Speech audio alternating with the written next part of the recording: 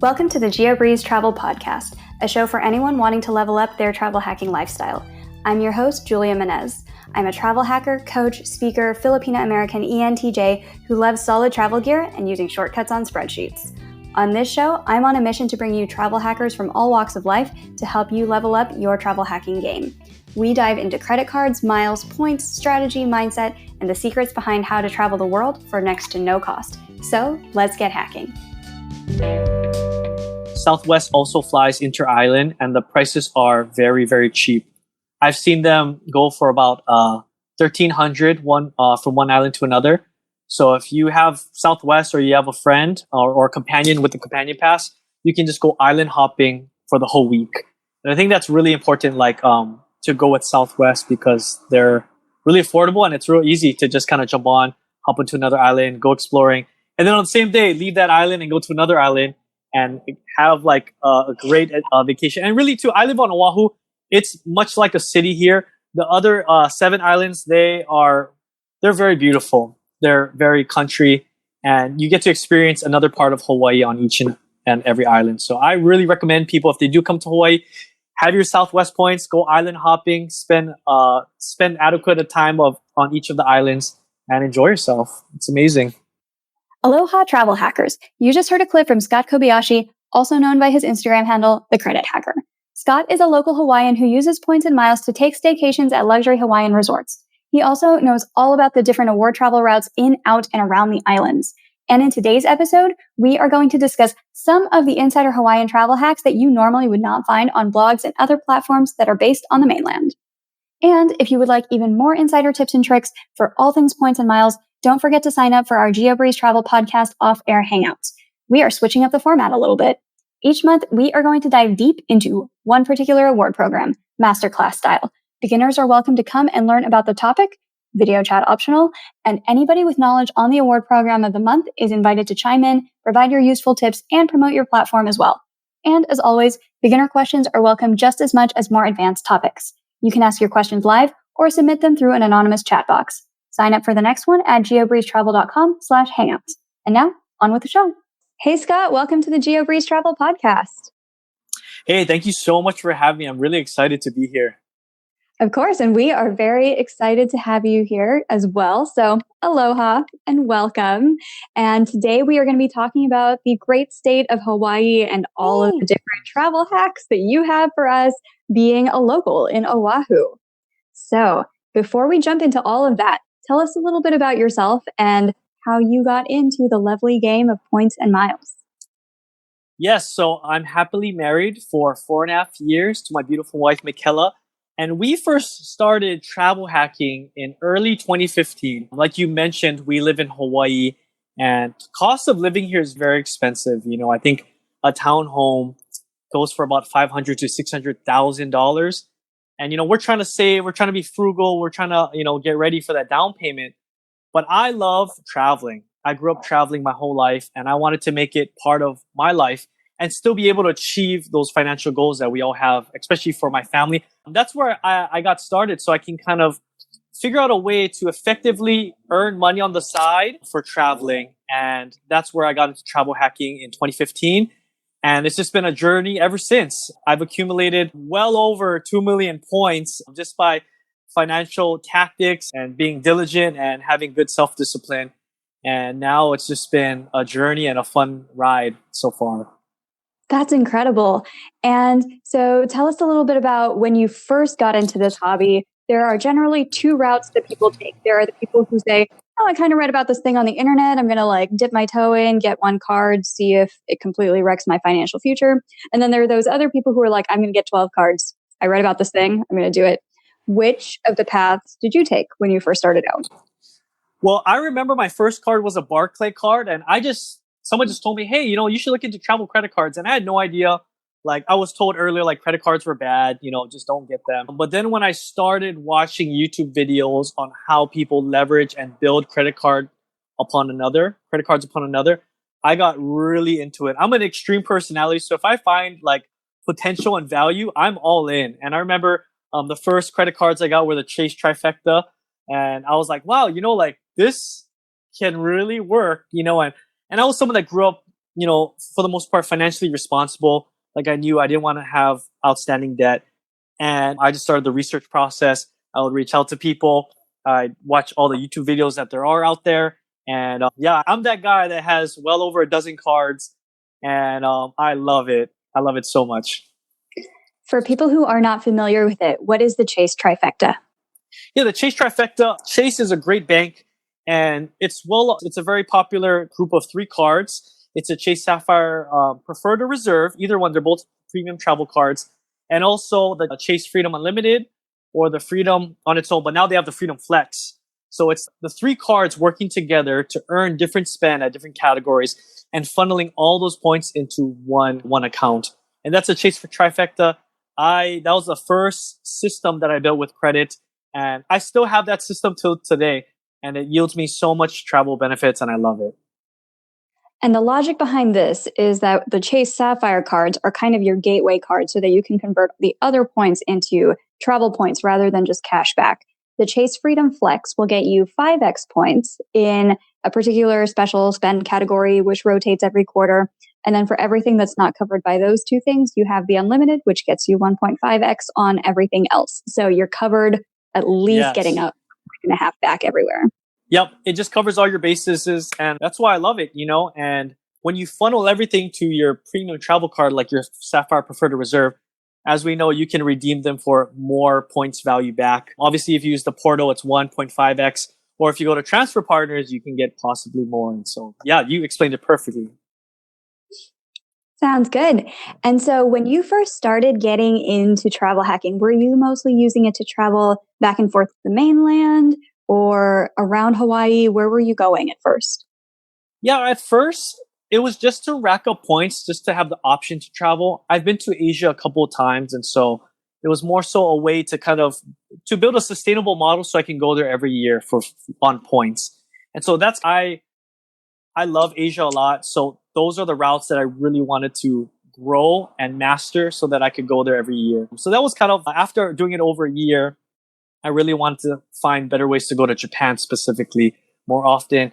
And if there was a way to fly first class or business class, I wanted to find out how to do that. How do you do that? Great question. Well, we're in a unique position in Hawaii, and there are 3 ways to do so. I am also a travel credit consultant, so I tell people specifically how to do that from Hawaii. I don't share it too publicly because I still want those award flights to Hawaii, from Hawaii to Japan, because everyone in Hawaii is crazy about Japan. But one of the most simplest ways is using the transfer partner to Delta from Virgin Atlantic, and that is kind of a well-known one, and I love that route so much. I think it's when you redeem it to Narita from Honolulu, it's 35,000 points one way. And we did that last year, my wife and I, as a birthday present for her. And it was incredible. I mean, you're sitting in first class, Delta One, with all these people who have paid cash, or maybe they booked their points from the Delta portal, but instead we paid a fraction of that in Chase points. And it just got us to Japan. And it was a whole new experience traveling first class to there and back to Honolulu. Which credit cards do you use in order to get these miles that you're transferring for the first class flights? Yeah, so obviously the Chase Trifecta is one of the best ways to earn all those points. I do have the Chase Business Trifecta, which is the Inc. Cash Preferred and the Plus and the Unlimited. And so they obviously have huge sign-up bonuses, but I use them for my side business, which I have, and they accumulate a whole bunch of points. So all those 6 cards, those 2 trifectas, adding all those points together, that's how you can earn points quickly, specifically Chase points. And I've been redeeming those for those routes to Asia and back. That sounds really good. And that's a really good strategy to have both the personal trifecta and the business trifecta. That can get you a ton of points. And is this your sustainable model for being able to go back and forth to Asia every year? Or do you have to sign up for new cards every year in order to get enough points and miles? Because first class is a lot of miles. Yeah, so this is my sustainable model, more so for the business side, because I always tell people like the Chase Inc. Cash Card is phenomenal. It earns 5x back on cell phone bills. And I tell people, hey, just my cell phone bill alone for my business earns me 12,000 points a year. And just one business expense can earn me that much points. And when you look at it into perspective, 35,000 for a one-way ticket, you're about a third of the way there for a one-way first class ticket. And so I wanted to build on sustainability first rather than just open up for the sign up bonuses. Like it's good, but you hit a dead end after a while.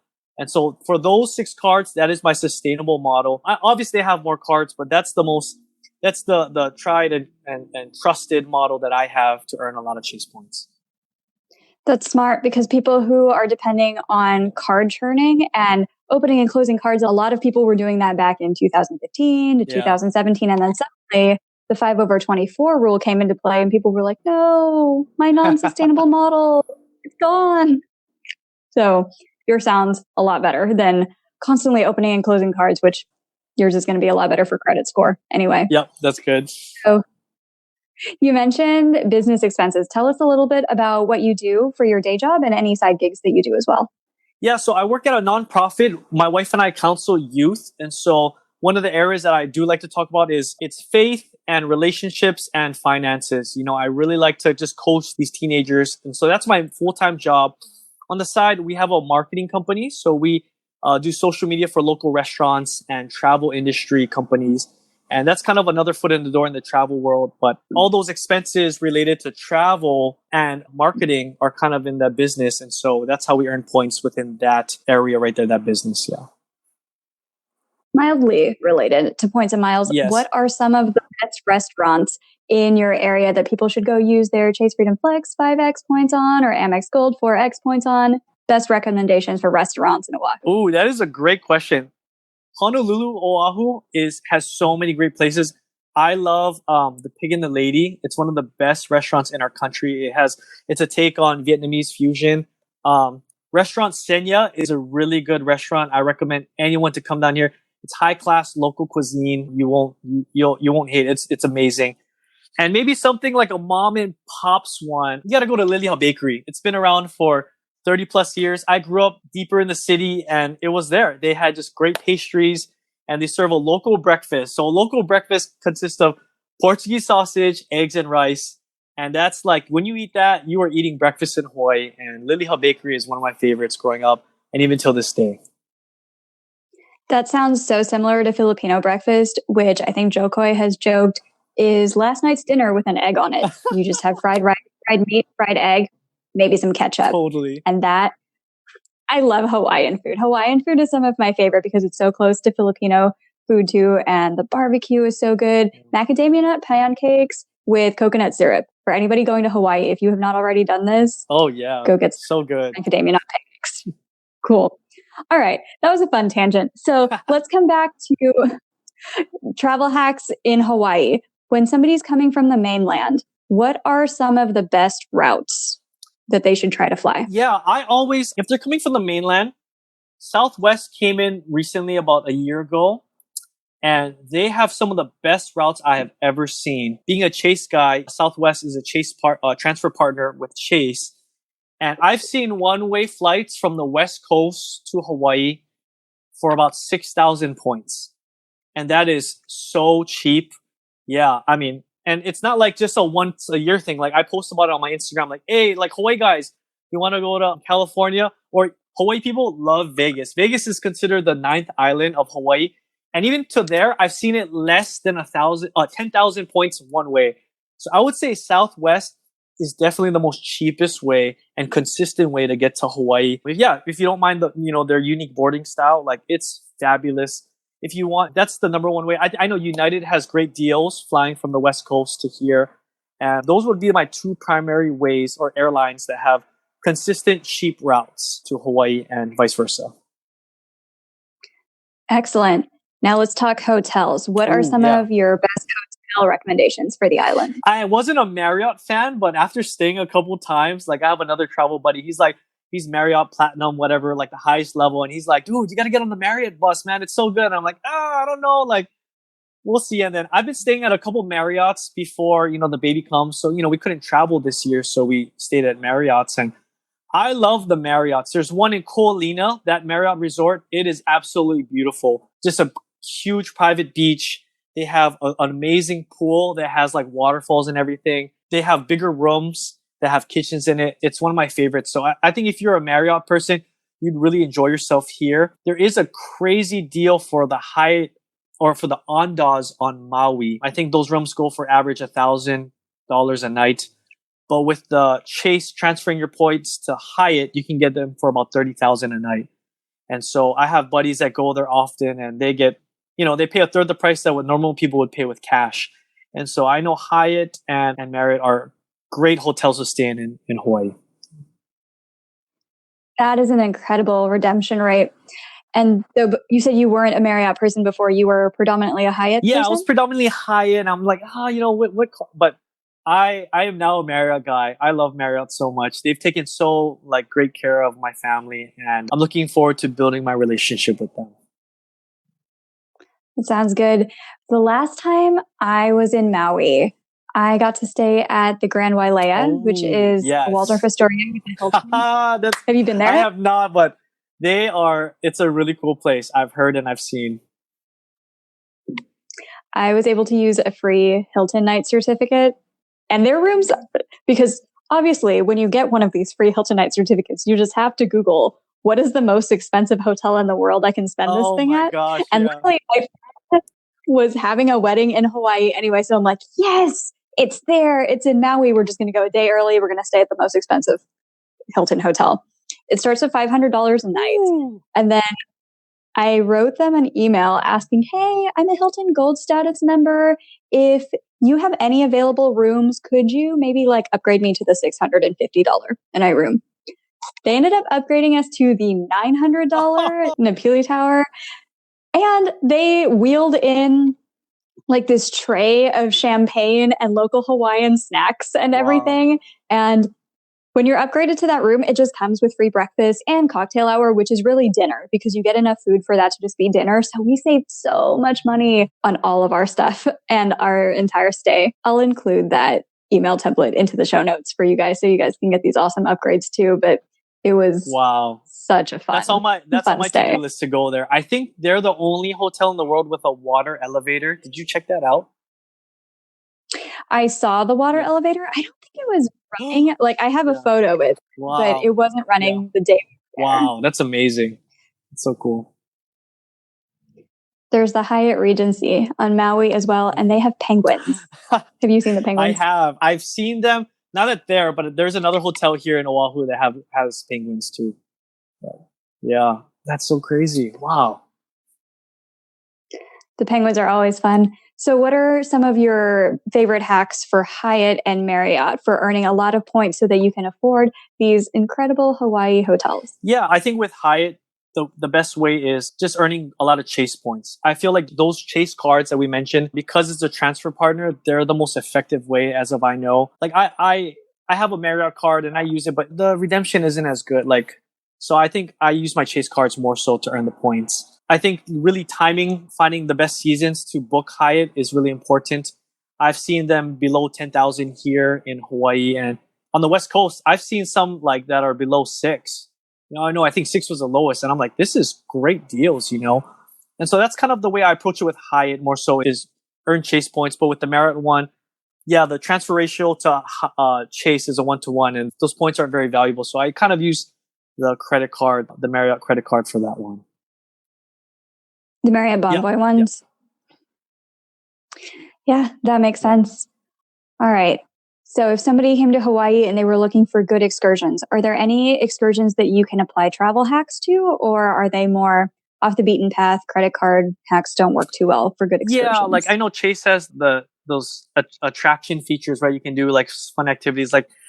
I would say, there's so many things to do here in Hawaii. Obviously, you can do the tourist things, but all the best stuff are off the grid. They're off the map. You go to the private beach, the smaller beaches on the North Shore or on the east side. Yeah, just knowing someone here in Hawaii is going to help you a lot to getting all the right connections. And so obviously, you can travel out, you can stay in the nicest hotels, but just knowing someone here locally, it's just such a great thing. So if you are coming to Hawaii, hit me up, the Credit Hacker. I would love to just send you some private places. It's kind of like the locals here want to keep them secret unless there's some sort of relationship formed. And so that's kind of, there's not really too much of the crazy hacks other than nice hotel stays and free things. But if you ever want to come to Hawaii, just hit me up and I'll tell you some of the coolest places to go to.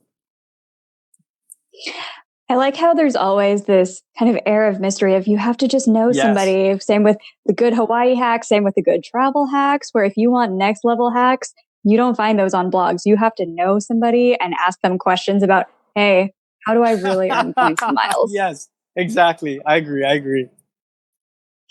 So I think anybody listening to this is going to be, first of all, probably thinking, okay, but how do I earn that many points and miles? And second, they are definitely going to hit you up for next time that they are in Yes, Hawaii. yes. Also, if you want to do all the touristy things, you can also pay yourself back with the Chase Pay Yourself Back feature, or there's Capital One miles where you can reimburse yourself for tourist excursions as well. Surfing lessons that you pay with a Capital One credit card, that can code as travel. And sometimes the Chase Sapphire Reserve $300 travel credit will just cover random things too. Anything from rental car to parking Yep. tickets sometimes. In case 50 comes after you while you're visiting Oahu. What other hacks should we know about traveling to Hawaii, whether it's credit card related or just advice from a local? What's some of your best advice for whenever you have a friend who's visiting from the mainland? Yeah, I guess with travel and credit related, that's a great question. Other than knowing people where to go, just utilizing, like you said, the 3x back on travel expenses, using your hotel cards, getting great deals on rent a cars. I think down here would be one of the best places to get a convertible because it's always, sunshine. So if you have any status with those car rental companies, very good to get a good rate. I know they have those slingshots, right? Those three-wheeled vehicles. They have a lot here. If you want to get a good deal on that with your, rewards, I think, the weather is always sunny down here. There's a lot more because all these hotels are along the ocean. You'll find different perks based off of the pools here and their beach access. So I would recommend people, if they really want to get a pretty good Hawaiian experience, research the hotels and the hotel chains that are along the beachfront. So there's a lot of hotels in Waikiki. That's where most tourists come to. But specifically like the Hilton, the Prince. I don't think there's any Marriotts along the beach, but the Hilton has a great access. Some of the other ones I know, like the Marriott one in Kapolei, which is on the west side, they have a great beach access. So I think kind of researching beforehand on what hotel specifically you want. And Waikiki's not very big; it's kind of small. There's a lot of fun things to do all night, but there's a lot of places to eat there to earn 3x back. Waikiki barely sleeps. All of Hawaii does. Hawaii goes to sleep at like 9 p.m. But Waikiki is still up and running at like midnight, so it's all good.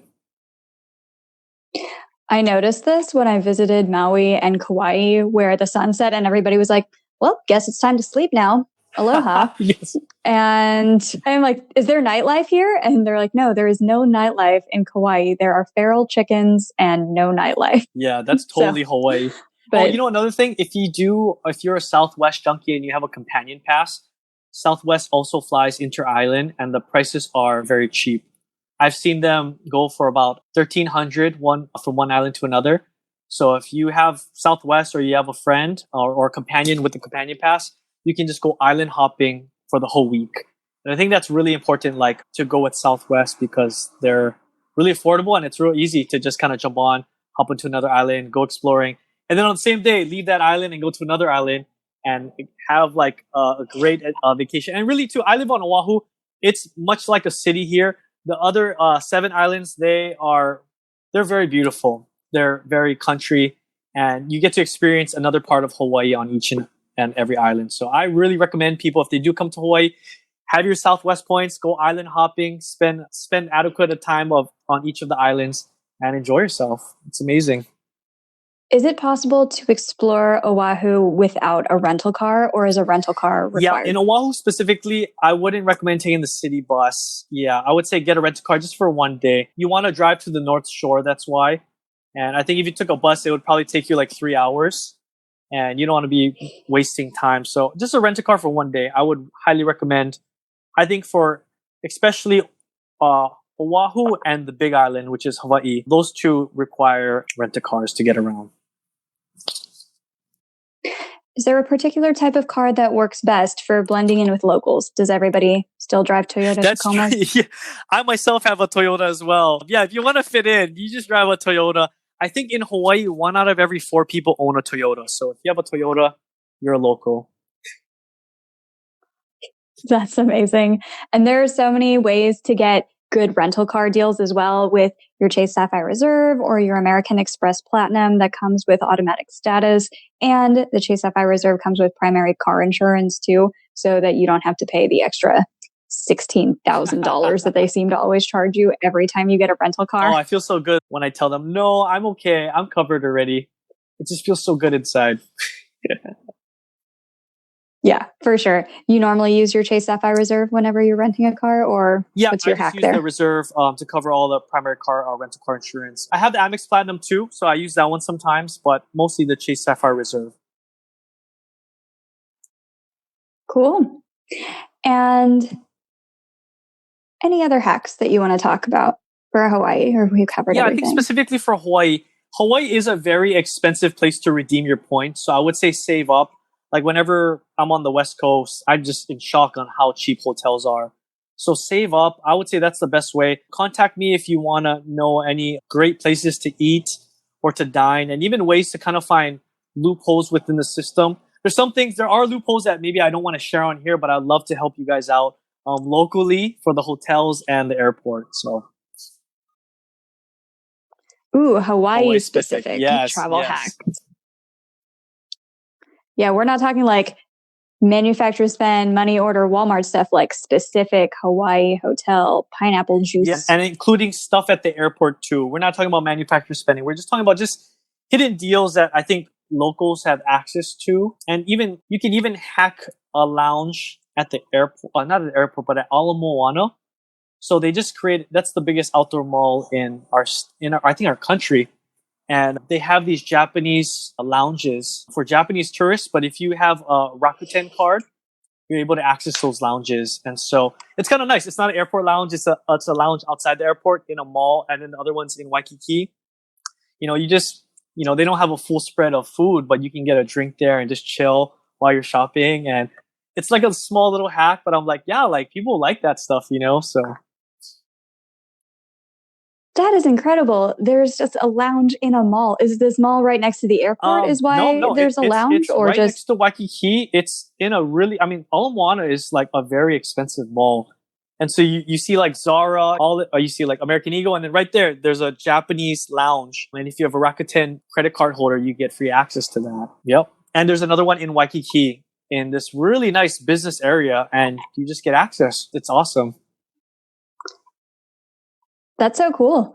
Are there a lot of airport lounge options when you're flying into the different islands? Actually, there are not.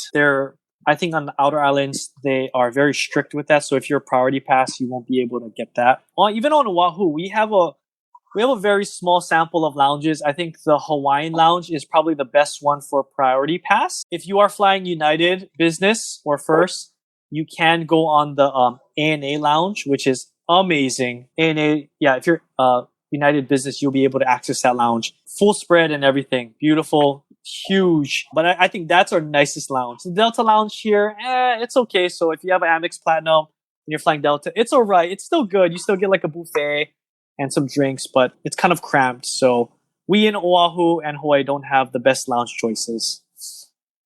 So with all of the travel hacking knowledge that you have about Hawaii and the islands and the credit cards and pretty much everything else, if you can sum it up into one line, what would your one line piece of advice be? My line with our brand, The Credit Hacker, is the financially wise rule the skies.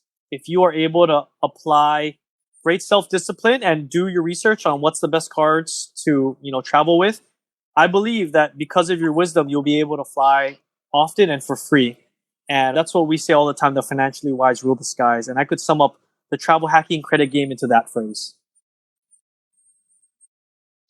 That is a really good phrase, because the more you know, the more you'll get to travel for free. And you can get that knowledge not just by Googling stuff and reading blogs, but connecting with people like me, people like Scott, people within the community, everybody who I've interviewed on this podcast. We do a lot of Follow Fridays on Instagram too. So there's a lot of knowledge to be had. And like we mentioned earlier, you get the good hacks from actually talking to a person. So reach out and say hi. And speaking of connecting with other people, can you recommend at least one person on Instagram that listeners should go check out who has really good travel hacking advice? Yes. My friend down here, his name is Kyle, and his Instagram is called The Island Miler. and I'll send it to you. I can put it on this podcast, but he is someone who is really into travel here locally. He is great. He's the guy that convinced me to get on Marriott. And he's a blogger, so he blogs every day about something travel in Hawaii. So he might be a really great guy to just get in contact with, even have on this podcast too, because he just shares, he gives it from all angles, not just flights, but more so like eating and restaurants and hotels and whatnot. So he's a full spectrum of traveling in Hawaii. I would definitely recommend people to connect with that guy because he posts a blog every day. He's so consistent and he just loves traveling in and out of Hawaii. So that would be someone I would recommend. Sounds good. Island Miler. And where can we find you on the internet? So you can follow me at The Credit Hacker on Instagram or on Facebook, or I have a website. It's thecreditcardhacker.com. And that's where I just am able to just kind of give my affiliate links, kind of write. I don't write blogs that often just because I have a lot of things to do, but I try to do it once a month. And I'm just kind of keep people updated. My most primary way of communicating is on Instagram. I love talking to people there and consulting people on there too. All right. Well, thank you so much for coming on the show today, Scott. This was so much fun getting to speak with you and learning all of these different tricks from a local for Hawaii. Thank you so much, Julia. I appreciate being on the show. I just hope that you get to reach so many people across the world because this is a really hot topic and people need to know how to travel for free.